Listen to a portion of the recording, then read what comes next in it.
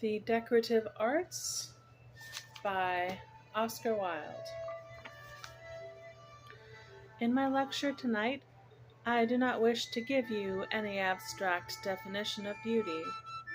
You can get along very well without philosophy if you surround yourself with beautiful things. But I wish to tell you of what we have done and are doing in England to search out those men and women who have knowledge of power and design, of the schools of art provided for them, and the noble use we are making of art in the improvement of the handicraft of our country. I believe that every city produces every year a certain amount of artistic knowledge and artistic intellect, and it is our purpose to develop that intellect and use it for the creation of beautiful things. Few people will deny that they are doing injury to themselves and their children by living outside the beauty of life, which we call art. For art is no mere accident of existence which men may take or leave, but a very necessity of human life, if we are to live as nature intended us to live, that is, unless we are content to be something less than men. Now, one of the first questions you will ask me is, what art should we devote ourselves to in this country? It seems to me to be that what you want most here is not that higher order of imaginative art of the poet and the painter, because they will take care of themselves, nothing will make or mar them, but there is an art that you can make or mar, and that is decorative art, the art that will hallow the vessels of everyday use, exerting its influence in the simplest and humblest of homes. If you develop art culture by beautifying the things around you, you may be certain that other arts will follow in the course of time. The art I speak of will be a democratic art, made by the hands of the people and for the benefit of the people, for the real basis of all art is to be found in the application of the beautiful in things common to all, and in the cultivation and development of this among the artisans of the day. And what is the meaning of the term decorative art? In the first place, it means the value the workman places on his work. It is the pleasure that he must take in making a beautiful thing. To progress in the decorative arts, to make chaste and elegant patterns of carpet or wallpaper, even the little wreath or leaf or vine traced around the margin of cups we drink out of, requires more than mere machine work. It requires delicacy of hand, cultivated taste, and nobility of character. For the mark of all good art is not that the thing is done exactly or finely, for machinery may do as much, but that it is worked out with the tender, appealing vitality of the workman's heart and head. No one takes any pleasure in doing bad or fraudulent work. The craving for the artistic finds a place in every heart, and the fair decorations with which we love to surround ourselves, and which we call art, bear a deeper, holier meaning than the mere money value of the workmanship, a meaning that places them far above the usual price, since in them we recognize those heart-throbs of joy and keen thrills of intellectual pleasure known only to the maker of beautiful things. And so, wherever good work and good decoration is found, it is a certain sign that the workman has labored not only with his hands, but with his heart and his head also. But one cannot get good work done unless the handicraftsman is furnished with rational and beautiful designs. And if you have commonplace work, you must have commonplace workmen. But really good design will produce thoroughly good workmen, whose work is beautiful at the moment and for all time. Give the workman noble designs, dignify and ennoble his work, and through this his life. I suppose that the poet will sing, or the artist will paint, regardless whether the world praises or blames. He has his own world and is entirely dependent upon your pleasure and opinion, and upon the influences which surround him for his knowledge of form and color. And so it is of the utmost importance that he be supplied with the noble productions of original minds, so that he may acquire that artistic temperament without which there is no creation of art, there is no understanding of art, there is not even an understanding of life. How necessary, then, when the artist and the poet have supplied the handicraftsman with beautiful things, thoughts, and ideas, that in working them out he should be honored with a loving encouragement and satisfied with fair surroundings. For the great difficulty that stands in the way of your artistic development is not a lack of interest in art, nor a lack of love for art, but that you do not honor the handicraftsman sufficiently, and do not recognize him as you should. All art must begin with the handicraftsman, and you must reinstate him into his rightful position. Until you do, art will be confined to the few. For if art is not a luxury for the rich and idle, then it should be made beautiful for us, to appear in the beautification of our houses.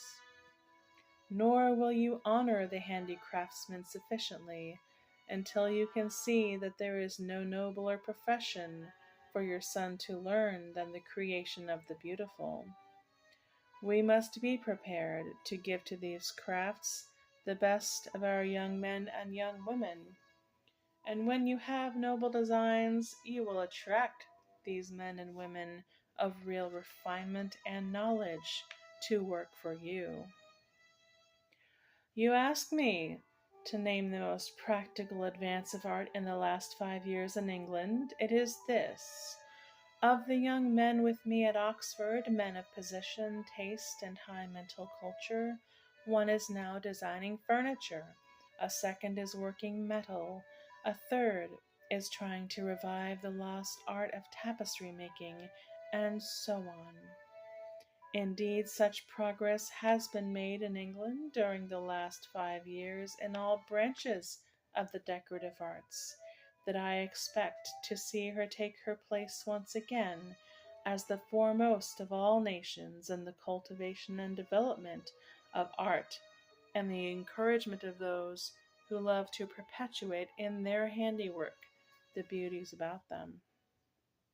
But we are told that this is a practical age, and in the rush of business men have no time to think of delicate ornaments, that in the rush to catch a train a man cannot stop to examine the pattern of the carpet he is stepping over.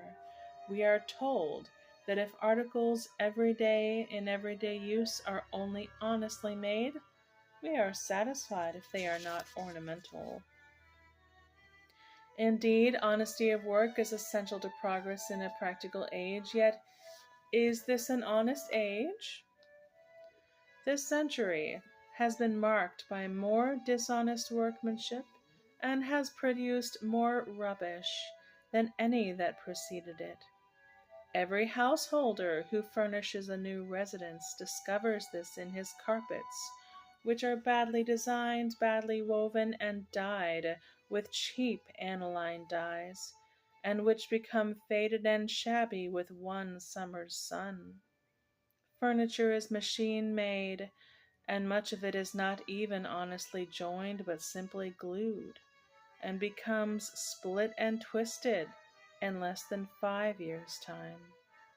The wonder is that we do not live out of doors. We must not be deceived by the attempt to draw the fine line of distinction between what is beautiful and what is useful.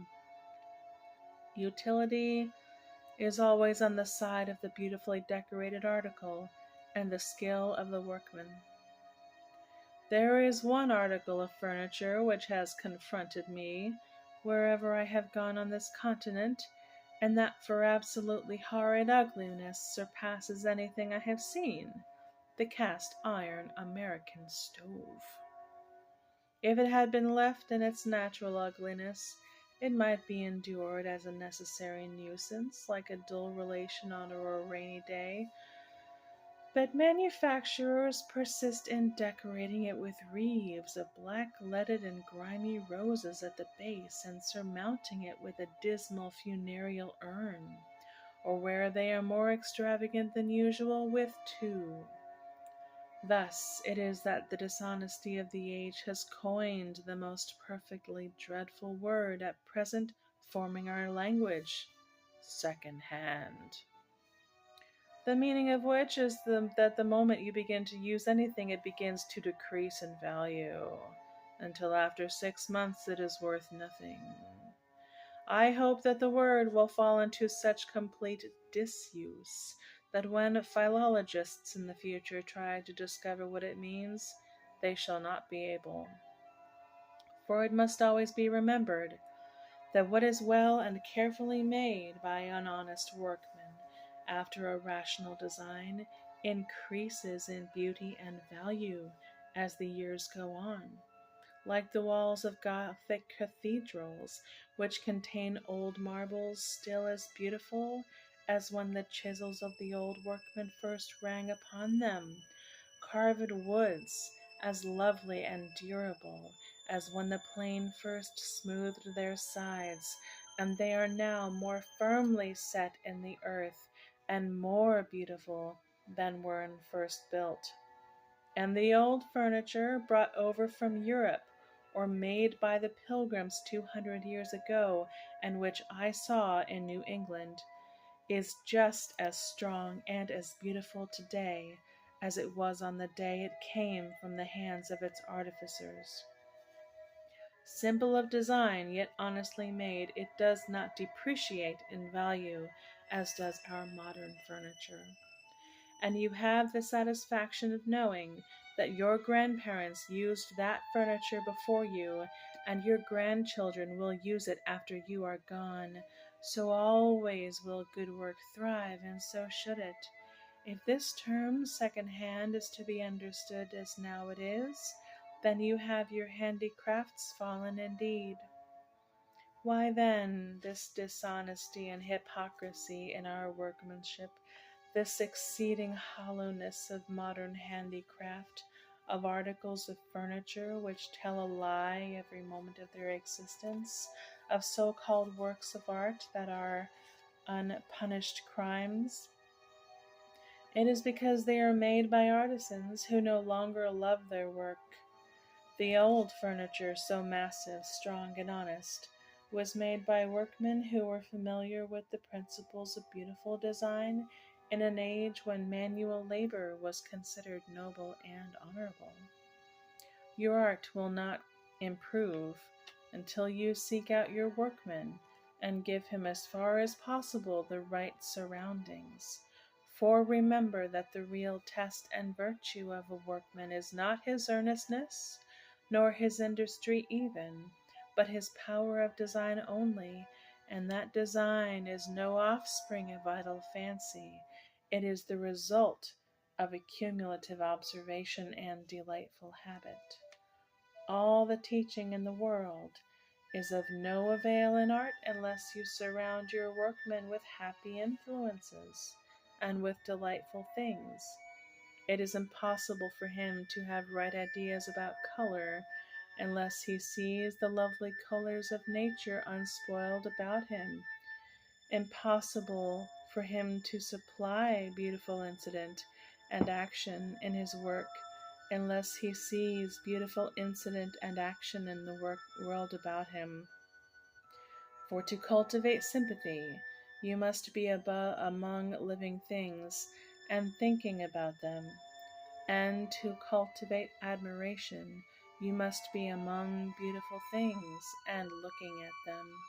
And so your houses and streets should be living schools of the art, where your workman may see beautiful forms as he goes to his work in the morning and returns to his home at eventide.